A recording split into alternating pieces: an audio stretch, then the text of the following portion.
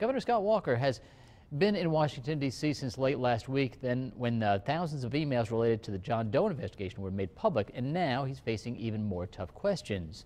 Fox's Mike Lowe has balanced coverage. Governor Walker, you are getting heat now for... On Fox News, Governor Scott Walker faced tough questions about his actions as Milwaukee County executive after 27,000 emails and other documents related to the John Doe investigation were released last week. Thousands of emails were released this week that indicate that you knew that public workers were working on county time in political campaigns, which is against the law.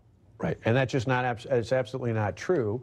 And if you look at the facts out there, this is old news. Walker said his political opponents were trying to change the subject from his successes as governor to what he repeatedly called old news. But Wallace pressed him, saying the information was new news for a lot of people in Wisconsin. Question, if county workers were doing nothing wrong, why should they be using a private email account? Well, but that's exactly to my point. You had a Democratic district attorney spend almost 3 years looking at every single one of those communications, interviewing people, talking to people, and closed the case last March. Did you know there was a private email account? No, again, it's one of those where I point out the district attorney has reviewed every single one of these issues. But sir, you're not answering my question. No, because I'm not going to get into 27,000 different pieces of information. Afterwards, the Democratic National Committee responded to his Fox News appearance, saying, just because Scott Walker isn't behind bars today doesn't mean he is not guilty of unethical behavior that has broken the public trust.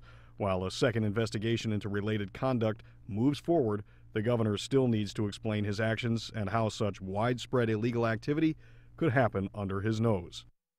Walker maintains that the emails are old news because the first John Doe investigation closed without any charges against him. There is, however, a second investigation reportedly looking at the question of whether his campaign illegally coordinated with outside groups during the recall in 2012.